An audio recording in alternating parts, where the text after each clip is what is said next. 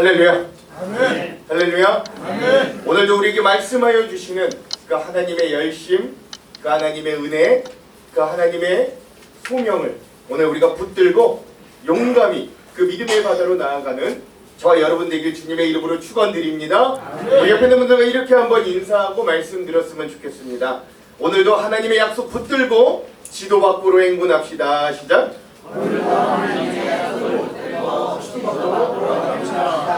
아멘.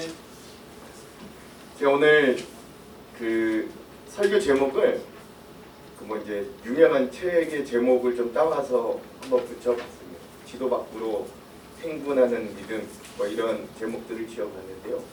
곰곰이 아무리 생각해봐도 이거 우리 교회인 거예요. 우리는 노회, 그렇죠? 총회, 교단 이런 정해진 지도에 들어가는 사람들이 아니에요. 우린 지도 밖으로 나와서 하나님이 인도해 주시는 대로 거기 그냥 믿음 따라 행군하고 있는 사람들인 거예요. 아무리 생각해봐도 오늘 말씀은 이건 우리들의 이야기일 수밖에 없구나, 뭐 이런 생각이 드는 겁니다. 그럼 마음을 한번 들어봐 주십시오.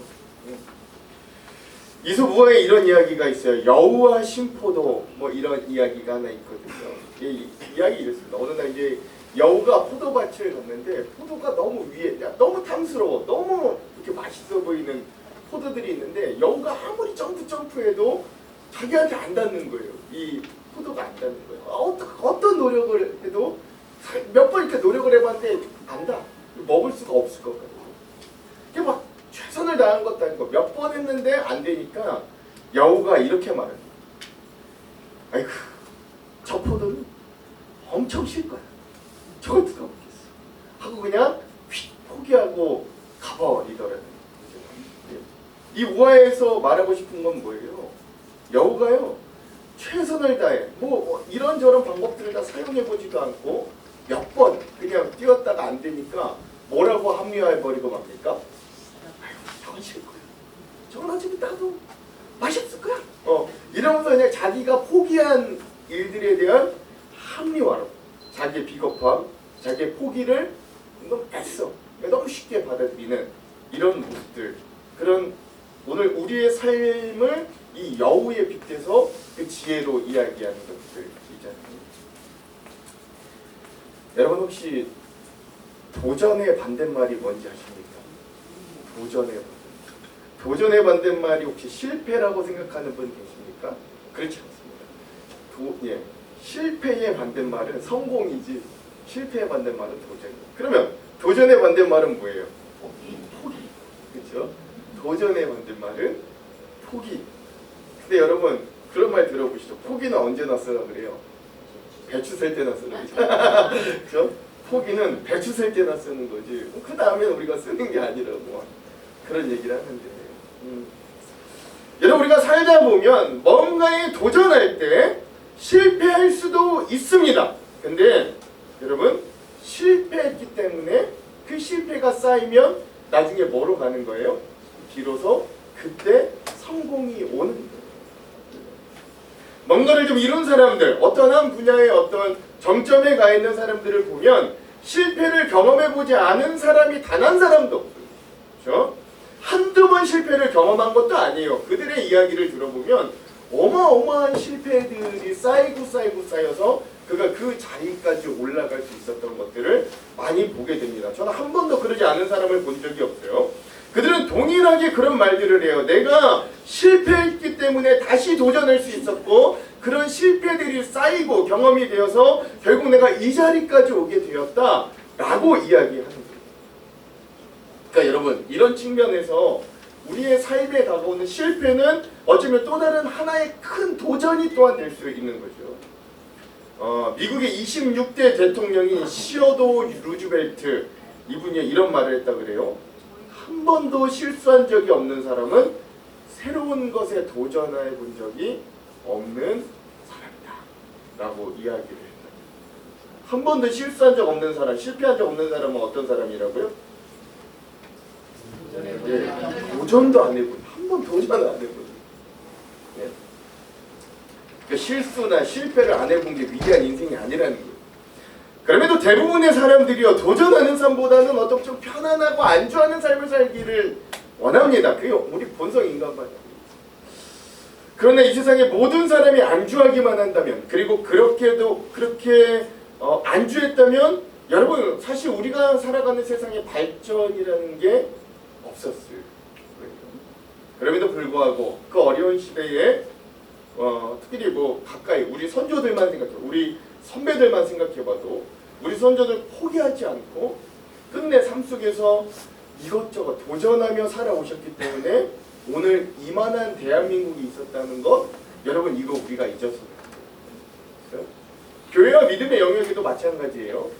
한국 교회가 이렇게 놀라운 성장을 나타낼 수 있었던 것, 물론 말도 많고 탈도 많지만 그럼에도 이렇게 놀라운 성장을 나타낼 수 있었던 것도 하나님의 은혜와 함께 그 안에서 끊임없이 믿음으로 도전하는 선배와 성도들이 있었기 때문에 오늘날 이렇게 한국 교회가 그래도 우리에게 있을 수 있었다.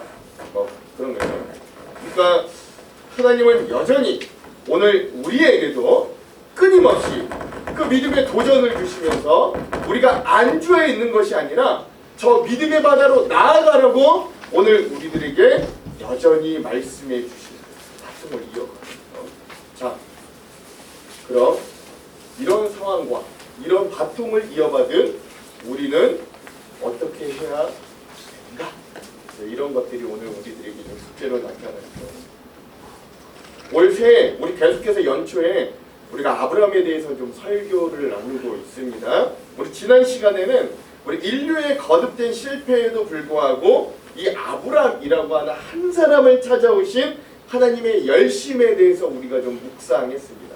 베라부터 시작해서 아브라함까지 하나님이 어떤 열심과 어떤 심정과 어떤 마음을 가지고 이 아브라함을 찾아오셨는가를 우리가 2주에 걸쳐서 아주 깊이 묵상했어요. 그렇죠? 여러분 그런 설교 들어보신 적 있으세요? 없죠? 예, 여러분 귀한 시간. 예, 그래서 오늘 우리가 그러면 이제 하나님 그런 열심으로 우리에게 오셨다면 우리가 그 하나님의 열심에 응답하면서 우리가 우리에게 익숙한 인생의 지도를 좀 접고 하나님의 약속, 하나님의 말씀이라고 하는 그 나침반 하나로 지도 밖을 향해 첫 발을 내디딘 사람, 그 아브라함에 대해서도 오늘 우리가 좀 함께 은혜로 나눠보려고 하는 것입니다. 오늘 우리가 나눌 은혜 원포인트 딱 하나예요. 그게 뭐냐? 지도가 아닌 약속의 나침판을 따라가는 믿음의 행군의 동참. 지도. 기존에 우리가 가지고 있던 어떤 지도, 우리가 만들어냈던 지도가 아니라 하나님이 주신 약속이라는 나침반 하나를 붙들고 밖으로 나와서 하나님 가라는 곳으로 믿음의 바다로 나아갈 수 있어야 된다. 오늘 본문 중에 1절의 상반절을 한번 같이 읽어볼게요. 1절의 상반절 함께 읽겠습니다. 시작. 여호와께서 아브라함에게 이르시되 너는 너의 고향과 친척과 아버지의 집을 떠나. 그렇죠. 예. 여러분 여기 이 말씀을 잘 보면 하나님께서 아브라함에게 아주 무리한 요구를 하시는데요. 계속 무리한 요구들의 연속이 계속 등장하는데 일단 하나님이 아브라함에게 뭘 말씀하시냐면 아브라함에게 떠나라 라고 하는데 그가 어디를 떠나라 그래요? 세 곳을 떠나라고 하거든요. 어디를 떠나라 그래요? 고향, 친척, 아버지 집을 떠나. 예, 그냥 고향 여기서 떠나라 이게 아니라 너는 고향을 떠나고 친척도 떠나야 되고 심지어 아버지의 집도 떠나야 된다 라고 이야기합니다. 여러분 여기서요 고향, 예, 다음 고향은요 이제 원래 본토라고도 하는데 이 고향은 이 갈대아 우르, 그러니까 바벨론, 그 하란 도시 문명을 포함한 이 메소포타미아 지역 그 땅을 말하는 거예요. 그러니까 그 말 그대로 아브라함이 지금 자기가 밟고 있는 이 물리적인 땅을 떠나라고 하는 거예요. 근데 이 말이 어떤 말이냐? 자신이 익숙한 어떤 지리적 이점과 문화적인 친근함과 이제는 결별해라 라고 하는 말을 이야기합니다. 그러니까 여러분 우리 바밀마을도 바밀마을만의 문화가 있잖아요. 여기 바밀마을만의 어떤 특별한 어떤 여기 안에서 친근하게 느껴지는 그 어떤 것들이 있잖아요. 모든 친근함 이런 지리적인 이점에서 그냥 너 떠나라 라고 그 다음에 하나님이 어디서 떠나라 그랬어요? 친척. 친척은요 혈육관계에 있는 사람들을 떠나라 라는 말입니다. 즉 아브라함이 그동안 누려왔던 어떤 인맥, 그러니까 사회적인 또 자기를 보호해줬던 이 정치적인 보호막과 안전망에서 이제는 결별해라 라고 하는 말이에요. 이게 이렇게 말하니까 잘 안 와닿는데 이 당시 친척을 떠난다는 건 아브라함이 가지고 있었던 그동안의 인맥과 영향력을 모두 버려야 된다는, 즉 엄밀히 말하면 사회적이고 정치적으로 약간 사망 선고 같은 이야기였습니다. 이 당시에는 그렇죠? 한 성이나 자기 마을에서 쫓겨나면 거의 죽음이나 마찬가지였거든요. 지금이랑 좀 달라요. 그리고 마지막으로 하나님은 뭘 떠나라 그래요? 아버지의 집을 떠나라라고 합니다. 제가 지난 두 주간 계속 말씀드렸지만 아브라함이요 데라라고 하는 사람의 몇 번째 아들이었어요. 첫째 아들 장자였어요. 아브라함이 첫째 아들 장자였다고요. 예. 그래서 아브라함은 자기 아버지 데라가 그동안 쌓아왔던 모든 재산을 가장 많이 상속받을 수 있는 사람이었습니다. 그런데 아버지의 집을 떠난다는 건 그런 유산 상속을 포기한다는 의미가 들어있던 거예요. 또한 그동안 이 데라의 전 때부터 섬기던 다른 신들, 그 우상 숭배에서도 이제는 떠나야 된다. 즉 경제적이기도 하고 또는 종교적인 너의 유산 그것들과 결별해라 라고 하는 의미가 되는 거예요. 그러니까 너는 고향과 친척과 아버지의 집을 떠나라 라고 하는 이 말은 그저 너 좀 어디 좀 먼 데로 가서 이사해라 이라는 정도의 말이 아니라 아브라함 네가 지금 가지고 있는 과거의 모든 인연과 삶을 완전히 청산하고 그동안 아브라함 내가 붙잡고 있던 모든 근거들을 다 내려놓고 오직 나 여호와 하나님의 말씀 하나에 근거하여 이제는 살라 라고 하시는 엄청난 선언과 명령의 말씀을 하시고 있는 거예요. 자 여러분, 우리 보통 이렇게 누군가 나에게 이렇게 무리한 요구를 해올 때 여러분 보통 뭐 계산하십니까? 누가 우리 이름 막 무리한 요구를 하잖아요. 무리한 요구를 할 때 여러분 뭐 계산? 그럼 내가 그 무리한 요구를 들어주었을 때 우리에게 오는 어떤 또 다른 이득 또는 어떤 그런 결과가 그 무리한 요구를 뛰어넘거나 아니면 그 무리한 요구를 들어줄 만한 충분한 가치가 있다고 여길 때 그 계산이 선 후에 우리는 그 말에 응하는 것이 우리의 상식이잖아요. 그렇죠? 근데 하나님이요 계속 무리수를 그렇죠? 지금 너 고향과 친척과 아버지의 집을 떠나라는 것 자체도 굉장한 무리수인데 이후에 하나님은 더 엄청난 명령을 계산이 설 수 없는 말을 하시는데 그 후에 1절의 후반부를 한번 읽어볼게요. 1절의 후반부 한번 읽어봅시다. 시작. 내가 내게 줄 그렇죠? 내가 내게 어떤 땅? 보여줄 땅. 보여줄 땅. 보여준 땅이 아니에요. 보여줄 땅. 그러니까 아직 보여줬다는 거예요, 안 보여줬다는 거예요? 어딘지 알려줬다는 거예요, 알려주지도 않았다는 거예요? 그 땅을 너에게 주겠다는 거예요? 아니면 그런 말도 그냥 내가 너한테 보여줄 땅으로 가라. 그러니까 뭔 말이에요? 그냥 잔말 말고 한 발부터 떼라고 하는 소리입니다.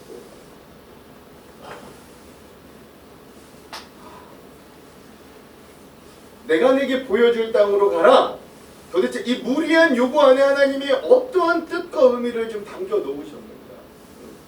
근데 우리가 자꾸 이거를 어떤 장소 또는 어떤 이렇게 등과 교환 이렇게 그런 성취 이런 시선에 두니까 자꾸 이런 이제 의문점이 막 생기는데 여러분 여기서 좀 관점을 살짝 바꿔가지고 하나님께서 이 부분에서 아브라함에게 진정으로 원하셨던 게 무엇인가를 좀 곰곰이 생각해 보면 또 이런 하나님의 명령이 꼭 억지와 무리만은 아닐 수 있겠다는 생각이 드는 거예요. 즉 하나님은 아브라함의 발을 움직이기 전에 그가 가지고 있던 기존의 세계관, 그가 가지고 있던 인간관계, 그의 정체성으로부터 떠나게 하셨던 거죠. 즉 하나님께서 아브라함에게 요구하셨던 믿음은 장소의 이동이 아니라 그가 앞으로 무엇을 의존하며 살 것인가에 대한 그가 뭘 의지하며 살 것인가에 대한 의지처, 의존처를 어떻게 바꿀 건가, 무엇으로 삼을 것인가에 대한 도전, 그렇죠? 그런 질문, 그것이 요구되는 그런 중심이 바뀌어지는 사건이 된다라고 하는 거예요. 여러분, 제가 지난 설교에서 원역사의 실패를 여러분들과 함께 나눴는데, 아브라함을 부르시기 전에 원역사 시대의 인류는 끊임없이 자기의 보전, 자기의 확장, 자기 성공을 위한 계획과 지도를 스스로 만들어 왔어요. 그렇죠? 여러분, 에덴 동산에서는 아담과 하와가 스스로 선악의 기준을 알고 하나님과 같이 되고 싶은 욕망의 지도를 품기 위해 하나님이 그거 먹으면 죽는다고 했는데 목숨을 잃을 수 있는 위험에도 불구하고 선악과를 먹기까지 했죠. 노아 이후의 인류도 자기의 쾌락과 자기의 뜻이라고 하는 이 지도에 따라 다시금 극심한 죄가 관영한 세상을 만들 정도로 이 사람들은 타락했습니다. 그 후에 다시 인간이 바벨탑 사건에서 이제는 우리가 우리의 이름을 내자라고 하면서 인간 중심의 미래 설계도를 그려놓고 그걸 쌓아갔던 게 바벨탑이잖아요. 근데 하나님은 그 모든 인간의 계획과 지도를 무너뜨리시고 한 사람 아브람을 부르시는 거예요. 그래서일까요? 하나님이 이제 놀랍게도 자신이 부르신 그 한 사람 아브람에게는 더 이상 구체적인 지도를 제공해 주시지 않는 거예요. 하나님은 네가 여태까지 목숨 걸었고 그동안 기만 닦아왔고 아주 소중히 여기던 것들을 떠나라 라고 명령하시면서도 그가 가야 될 곳이 어디인지조차도 알려주시지 않는, 즉 하나님이 이 아브람, 자기의 구원의 역사를 시작하는 그 한 사람, 그 한 가정, 그 아브람에게 바라셨던 믿음의 모습은 완벽한 계획표를 네가 소유하고 받는 게 아니라 말씀하시는 분의 약속, 즉 그 나침반 하나 붙들고 그걸 신뢰하면서 한 걸음을 떼라는 거예요. 무리예요. 이런 요구를 하시는. 그래서 여러분 진짜 믿음 생활이 때로는 아주 불안하기도 하고 아주 어렵기도 하고, 그 하나님 믿고 우리가 기존에 알던 지도가 아니라 우리가 기존에 세웠던 어떤 로드맵들이 있는 막 청사진이 있는데 그거 따라가는 거 아니라 하나님이 주신 약속이라는 이 나침반 하나 붙들고 막 어딘지도 모르게 지도 밖으로 막 가야 된다는 건 우리는 너무 불안한 일인 거예요. 너무 두려운 일이. 그래서 믿음 생활할 때 너무 어려운 거예요. 이렇게 연약하고 불안한 우리는 확실한 이 청사진과 지도를 매번 요구하지만 하나님 좀 보여주십시오. 하나님 좀 뭘 해야 되는지 좀 알려주십시오. 하나님 이겁니까? 저겁니까? 하나님 어떻게 해야 됩니까? 팔아야 됩니까? 말아야 됩니까? 뭐 해야 됩니까? 어떻게 됩니까? 계속 지도 좀 알려주세요. 그랬는데 하나님은 아브라함에게 어떻게 했다고요? 갈 곳마저도 정확히 보여주시지 않으면서 뭐만 약속해 주시는가? 동행만 약속해. 내가 너와 일단 떼봐. 일단 나가봐. 일단 한 걸음 떼봐. 그러니까 여러분, 이쯤 되면 하나님이 우리 믿는 자들에게, 자기의 자녀들에게 뭘 좀 원하시는 것 같아요? 하나님께서는 자기의 자녀된 자들 또는 자기가 자기의 백성으로 삼으시기를 원하는 그 선택된 자들에게는 철저히 하나님만 바라보기를 원하신, 철저히 하나님만 의지하기를 바라신다는 걸 좀 이제 알 수 있는 거예요. 자, 이제 시선을 한번 우리에게 가져와 볼까요?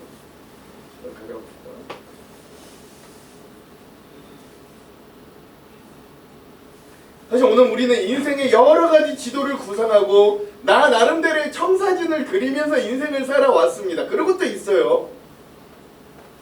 어떤 철저한 계획성이 없는 사람이라고 할지라도 우리는 보통 자기 자신이 그린 계획이나 아니면 뭐 이렇게 뭐 자세하고 구체적인 꿈이 없다 손 치더라도 심지어 어떤 지도를 가지고 있느냐, 다른 사람들이 살아내었던 삶의 궤적들을 보통 우리의 인생의 지도로 삼곤 합니다.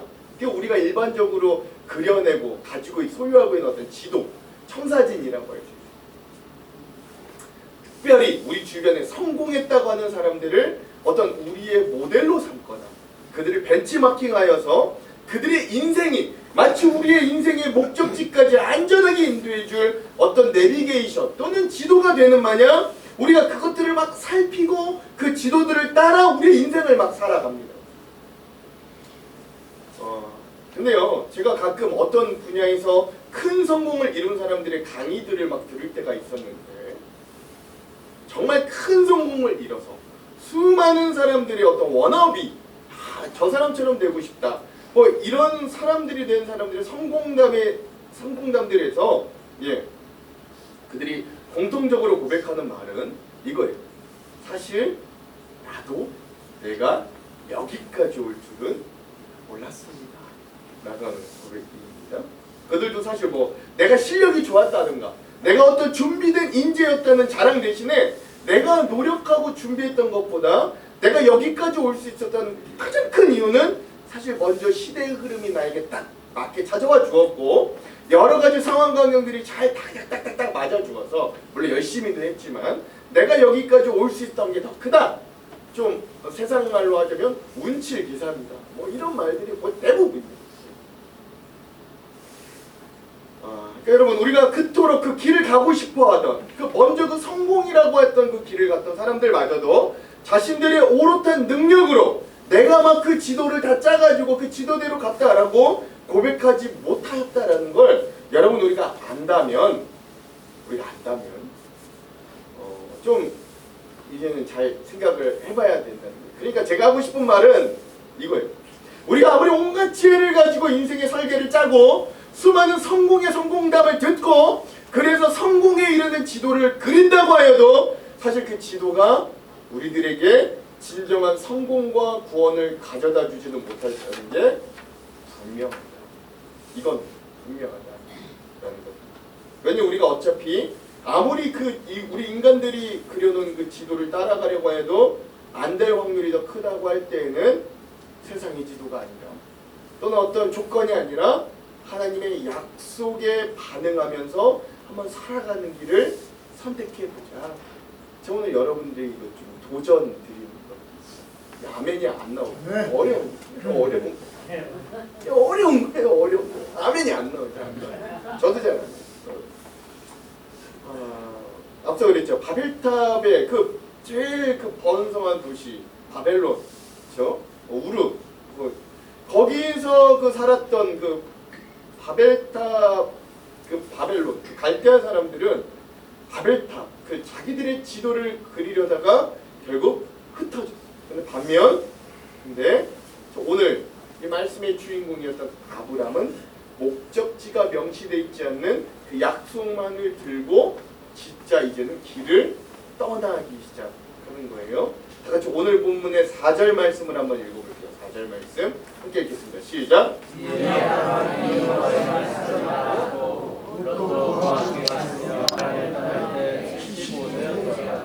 아멘. 여기서 우리가 믿음의 조상이라고 하는 이 아브라함의 진가를 발견하는 놀라운 순종의 모습을 보게 되는데요. 여러분, 아브라함은요 하나님 앞에 계산하지 않는 순종과 믿음의 모습을 보여주는 거예요. 아브라함은 무리한 하나님의 요구와 명령 앞에서도요 단 하나도 질문하지 않아요. 그렇죠? 어떻게 이럴 수가 있는가? 저라면 물어볼 것 같은데 하나님 도대체 어디로 가라는 말입니까? 그렇게 하면 저한테 얼마나 주시겠습니까? 그리고 그걸 하나님 그 약속해 주시고 나한테 받을 때 그 땅을 나에게 주실 때는 도대체 언제입니까? 이런 질문이 없어요. 아브라함 이런 질문이 없어요. 자, 하나님께서 먼저 명령과 약속을 주시면 이 아브라함은 뒤따라 즉각 순종합니다. 그래서 아브라함은 정말로 이 하나님의 말씀 하나 붙들고 그 자리를 떠나 나아가게 됐죠. 근데 여러분 중요한 건 그렇게 아브라함이 떠나니까 누구도 가요? 조카인 롯도 갔고 또 아브라함이 가니까 그의 가족도 아브라함을 따라 하나님의 약속을 향해 나아가게 되었다는 것도 아주 중요하고요. 사랑하는 성도 여러분, 우리 갈 바를 알지 못하고 가는 그 믿음에서 놀라운 구원의 역사가 시작됐다는 것 여러분 잊지 마시기 바랍니다. 그렇죠? 그렇게 세상의 성공 방식이라는 지도를 과감히 던져버리고 하나님의 약속을 믿고 떠남이 곧 믿음이라는 거예요. 그리고 우리의 떠남 가운데 필요한 건 단 한 가지, 하나님의 말씀. 이 하나님의 말씀이라고 하는 이 나침반. 아브라함의 믿음이 위대했던 이유는 아브라함에게 주어진 여행의 도구가 하나님의 약속이라고 하는 그 말씀 하나로 그 여행의 조건이 충분했다는 데 있는 거예요. 그래서 그가 여태까지 믿음의 조상이라고 불릴 수 있던. 여러분 지지난주에 우리가 함께 나눴던 데라 그리고 지난주에 우리가 함께 나눴던 아브라함은 서로 아버지와 아들의 관계였지만 이 두 사람이요 하나님께서 주신 사명과 소망 앞에 나눴던 반응은 좀 달랐잖아요. 물론 이제 뭐 데라를 비난하자는 게 아니라 그 아브라함의 아버지 데라는 소명을 받고도 어디까지만 가냐면 자기가 아는 세계까지만 가요. 내 지도 안에 내가 그려놓은 그 세상 안에 어디 우르에서 하란까지 아직 바벨론을 결코 벗어나지 못했어요. 근데 아브라함은 오늘 말씀해 보니까 어디까지 가요? 자기가 알고 친숙했던 하란까지도 친숙했는데 하란을 벗어나 이제는 뭐 자기가 전혀 몰랐던 땅 가나안을 향해 가고 있다는 게 아주 큰 차이점이라는 거예요. 이에 대해 신약의 히브리서 기자가 이렇게 평가합니다. 히브리서 11장 8절 한번 읽어볼게요. 시작. 믿음으로 아브라함은 부르심을 받았을 때 소망하여 장래의 영광으로 받은 땅에 나갔으니 갈바를 못하고 나아갔으며 아멘 그런 거예요. 예. 뭘로? 아브라함이 뭘로? 예, 뭘로? 믿음. 즉 믿음이란 그 믿음을 가지고 살아가는 신앙생활이란 모든 것을 이해한 뒤에 움직이는 게 아니라 이해되지 않아도 말씀 때문에 움직이는 게 믿음인 거예요. 우리 그리스도인들이 다른 건 세상 사람들과 다른 건 그건 거예요. 예. 그래도 하나님은 선하시다. 날 부르신 하나님은 끝까지 내가 신뢰한다. 나에게 주신 하나님의 약속은 결코 파기될 수 없다. 이런 확신과 용기를 가지고 한 걸음 한 걸음 먼저 이동해 나아가는 게 믿음. 사실 오늘 그 창세기 12장 4절의 말씀에 보면 아브라함이 하나님의 말씀을 따라 고향과 친척과 아버지 집을 떠났을 때 나이가 몇 세라고 했어요? 예, 75세였던 거예요. 생각보다 젊지 않은 아니 거의 늙은 노인이 되었을 때 그는 놀라운 인생의 결정과 발걸음을 하였다는 걸 우리가 발견하게 되는 거예요. 여러분 잘 아시잖아요. 75세라는 나이는 뭔가 좀 도전하고 막 패기가 있고 이런 나이라기보다는 뭔가 이제는 좀 정착해야 되고 안정을 취해야 될 나이로 여겨지는 거예요. 그런데 아브라함은 익숙한 환경인 본토와 친척과 아비 집과 그 당 75세에도 결별하는 믿음이 있었다. 그러나 그는 진짜 인생의 의미와 목적을 찾아 떠나가고 그리고 결국 그 첫 발걸음이 이스라엘이라고 하는 놀라운 민족의 시작 그리고 영적 이스라엘이라고 하는 지금 전세계 30억 명의 기독교인이라고 하는 하늘의 별과 바다의 모래알과 같은 놀라운 일들을 만드는 동력이 되었다. 여러분 이거를 좀 기억할 수 있어야 되겠지. 여러분 오늘 우리 한정록교회가 지금 이렇게 모여서 예배하고 이 신앙생활을 같이 하고 있는 이 자체가 열매라고 하면 이 열매의 시작은 어디에 있을까요? 1885년 조선의 봄 인천 제물포항구에 작은 배 한 척이 들어옵니다. 그 배에 한 서양 청년이 조심스럽게 내려요. 이름이 호러스 그랜트 원더우드.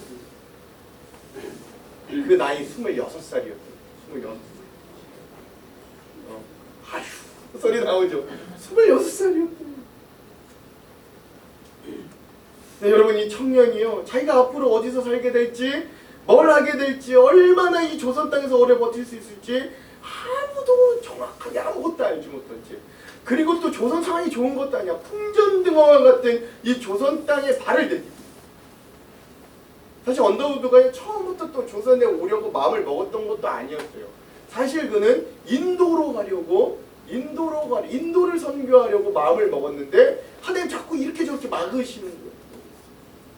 왜 이렇게 나를 막으실까, 길이 닫힐까 라고 했는데, 그때 미국 장로교 선교부에서 한 통의 제안을 받아요. 조선, 저기 동아시아에 가보면 조선이라고 하는 나라가 있는데 이제 막 선교의 문이 열렸습니다. 그런데 사실 누구도 가보지 않았고 굉장히 쉽지 않은 거죠.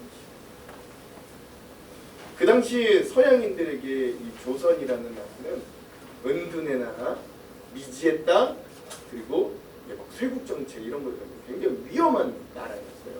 거기에 뭐 언어도 몰라요, 문화도 몰라요, 기독교를 공개적으로 전해도 될지조차 불확실한. 그러니까 이 26살의 언더우드는 이 제안을 받고 바로 대답을 못했다고 해요. 며칠을 고민해요. 그리고 그는 일기에 이렇게 씁니다. 나는 이 나라가, 이 조선이 어떤 결과를 낳을지 모른다. 그러나 하나님께서 나를 보내신다면 나는 가야 한다. 일기장에 이렇게 쓰셨어요. 이 언더우드 청년은 자기 결단을 미국에서 결혼을 약속한 약혼녀에게 내가 이제 인도를 선교하려고 했으나 거기가 막혀. 이제는 내가 조선이라고 하는 나라에 선교를 하겠다라고 하는 자기 결단을 이야기했을 때 그때 이런 대화를 나눴던 게 기록이 있다 그래요. 그 미국에서 이제 약혼, 결혼을 앞에 약혼녀라 이렇게. 약혼녀가 이 언더우드 선교사님이 이렇게 물어봅니다. 그곳에서 우리는 뭘 먹고 사나요? 언더우드 선교사님 대답합니다. 모르겠어. 거기 병원은 있나요? 모르겠어. 약혼녀가 먼저 물어.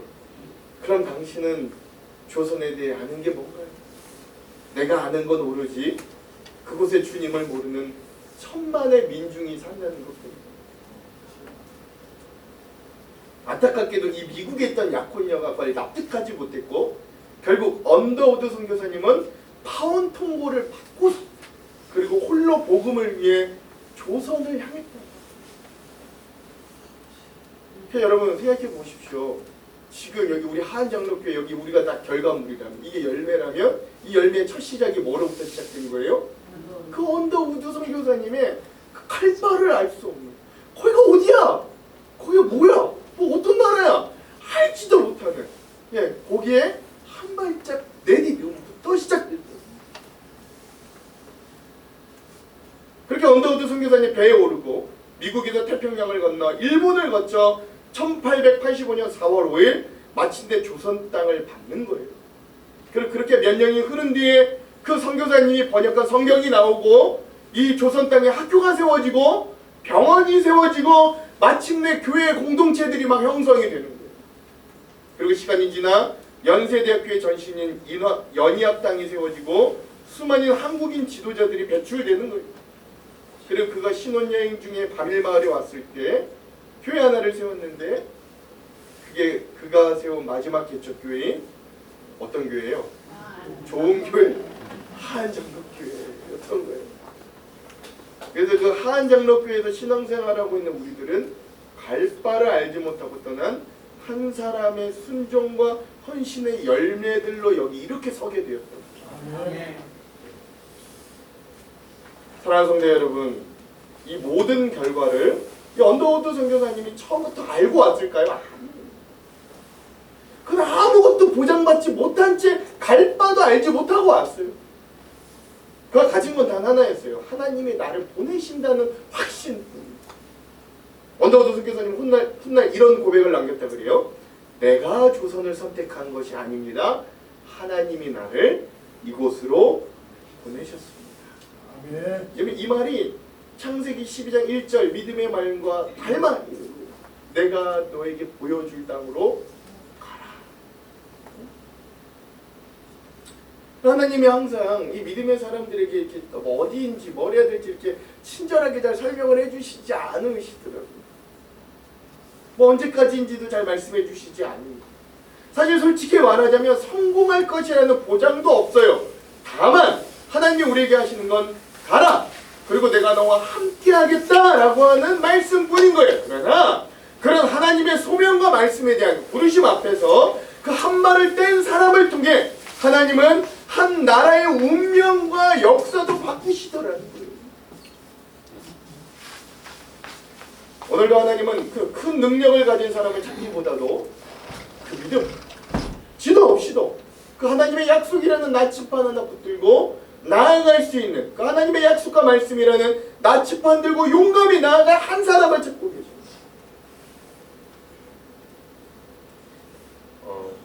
자신이 다니던 국제 광고회사 대기업을 다 뿌리치고 세계 5지를 맨발로 떠나기를 결단하고 한 7년간 배낭여행에 몰두했던 한비아 씨 여러분 아실지 모르겠어요. 그분이 그렇게 정해진 길을 거부하고 지도 밖으로 나아갔을 때 거기서 뭔가를 만나게 돼요.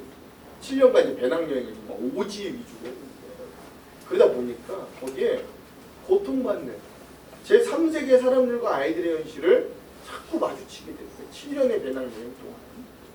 결국 그녀는 모든 익숙했던 삶을 다 내던지고 월드비전의 긴급 구호 팀장이 되어서 아프가니스탄, 말라위, 이라크, 네팔, 심지어 북한으로까지 가서 구호 활동을 펼쳐요. 그런 5년간의 구호 활동을 펼쳤던 생생한 기록이 바로 지도 밖으로 행군하라 이런 책인데요. 또 이제 요즘 보니까 좀 약간 약간 논란도 있긴 한데 저는 그런 논란이 이분이 했던 일들을 다 덮을 정도는 아니다. 독실한 천주교인이기도 한 그녀가 책에서 이렇게 고백하더라고요. 사람들은 대부분 이미 그려진 지도 안에서만 움직이려 한다. 안전하고 검증된 길이기 때문이다. 그러나 인생의 진짜 변화와 성장은 지도 밖으로 한 걸음 내릴 때 시작한다. 여러분, 지도 안의 길은 안전합니다. 근데요, 새로운 이야기가 시작될 수는 반대로 지도의 밖의 길은 좀 두렵고 불확실하지만 그곳에서의 인생은 새롭게 열리기 시작하는 거예요. 그런데 오늘 우리가 만나는 아브람은 아무 지도 없는 길에서 하나님의 약속과 말씀 하나 붙들고 새로운 길을 나아갈 수 있었던 사람이었죠. 근데 그러한 그 발걸음을 통해 하나님의 구원의 역사가 인류에게 시작되는 거예요. 자, 앞서 말씀드렸죠. 지도 밖으로 행군하는 거 누구 얘기 같았다고요? 제가 앞서 말씀드린 누구 얘기 같았다고요? 오늘 우리 교회 얘기 같았다고 했잖아요. 네. 그러니까 여러분, 오늘 우리도 노예, 교단, 총회, 사실은 그거 이렇게 속하든 안 속하, 속하면 좋은데 굳이 안 속해도 여러분 지옥 가지 않으니까 걱정하지 마세요. 하나님 우리가 마지막 날 하나님 앞에 섰을 때 하나님이 너 어느 교단 다녔니? 이거 묻지 않으신다고요.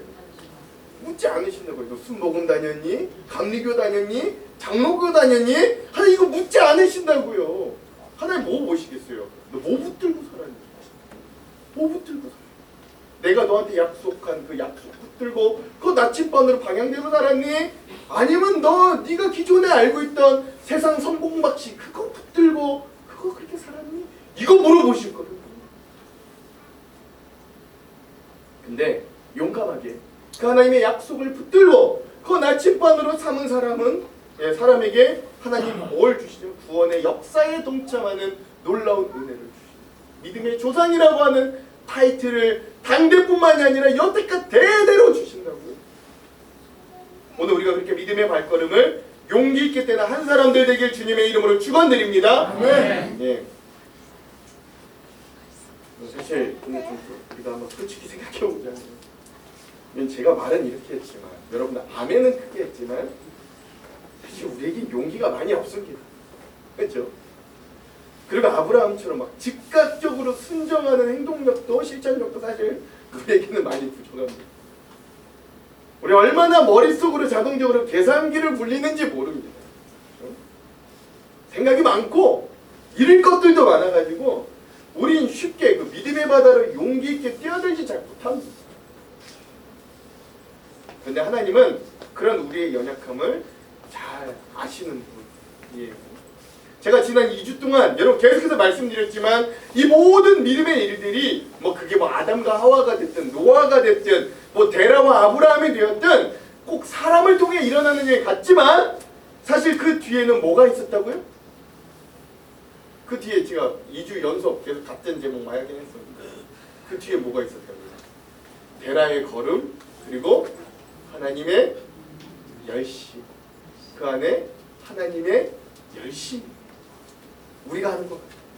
우리가 가는 것 같아요. 사실 그 모든 것들 뒤에는 그 모든 것들을 합력하여 선을 이루실 하나님의 은혜, 하나님의 사랑, 하나님의 열심이 담겨 있더라고요. 그리고 오늘도 그런 하나님의 열심을 좀 발견할 수 있는데, 하나님은 아브라함이 그 놀라운 믿음의 한 걸음을 떼기 위해서 놀라운 축복과 약속을 이렇게 주시는 거예요. 다 같이 오늘 본문의 2절과 3절을 한번 읽어봅시다. 두 손을 우리 마음에 대고 하나님 나에게 이렇게 약속하시는구나, 이게 나의 나침반이구나, 우리 그 마음으로 한번 같이 2절과 3절을 한번 읽어볼게요. 시작. 내가 너로 큰 민족을 이루고 내게 복을 주어 내 이름을 창대하게 하리니 너는 복이 될지라. 너를 축복하는 자에게는 내가 복을 내리고 너를 저주하는 자에게는 내가 저주하리니 땅의 모든 족속이 너로 말미암아 복을 얻을 것이라 하시니라. 아멘. 여러분, 특히 저 2절에서 하나님이요 아브라함에게 너는 복이 될지라 라고 말씀하셨어요. 개역개정 이전 개역 한글에서는 너는 복의 근원이 될지라 라고 했어요.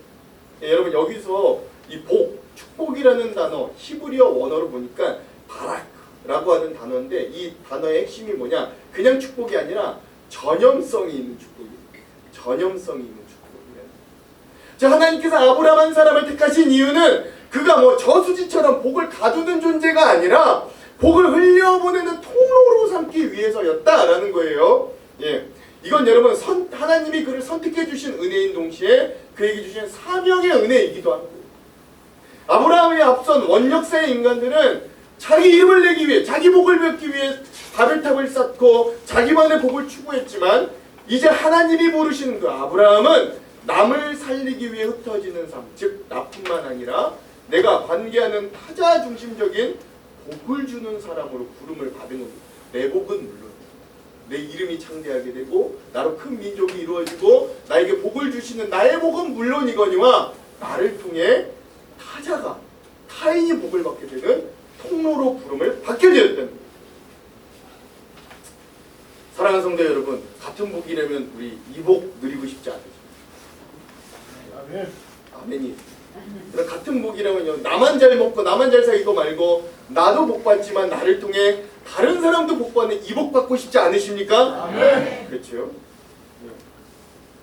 시시하게 나와 우리 가정만 복을 누리는 사람들이 아니라 나와 우리 가정이 하나님의 놀라운 축복과 구원을 받으면 물론이고, 나를 통해, 나와 우리 교회를 통해 하나님은 우리가 속한 가정, 직장, 이웃과의 관계에서 하나님의 복과 생명이 오늘 나라고 하는, 우리라고 하는 통로를 통해 전달되어지기를 원하십니다.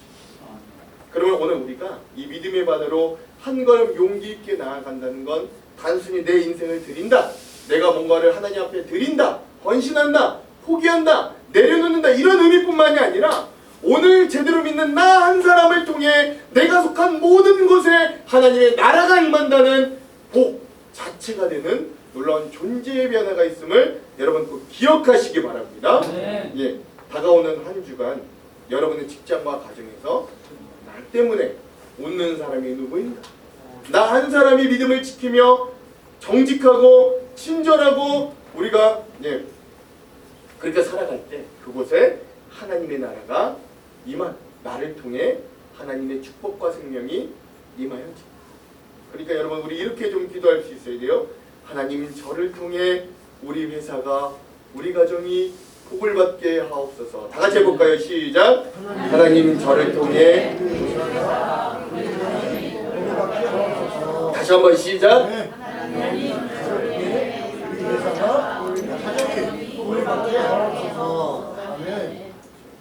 이런 말씀을 마무리합니다. 여러분, 우리가 이 아브라함처럼 지도 밖으로 행군할 때 하나님은 우리가 밟는 모든 땅을 축복의 땅으로 바꿔주실 줄 믿으시기 바랍니다. 그렇죠? 아브라함이 하나님을 떠날 때가 75세였어요. 뭔가를 시작하기엔 너무 늦은 나이 같았지만 하나님과 함께하면 사실 그때가 가장 좋은 때예요. 근데 익숙한 지도를 덮어버리고 하나님의 약속을 따라 지도 밖으로 믿음의 행군을 시작했어요. 그러니 사랑하는 성도 여러분, 우리 믿음을 가지고 나아갈 때 불안해하지 마십시오. 지도가 없어도 하나님이 우리 곁에 계시면 우리가 결코 길을 잃어버리지 않습니다. 다가오는 주 내 계획보다 크신 그 하나님의 열심을 신뢰하면서 그 약속을 따라 당당히 세상 밖으로 믿음의 행군을 할 수 있는 저와 여러분들 우리 한장로교회 되길 주님의 이름으로 축원합니다. 축원합니다.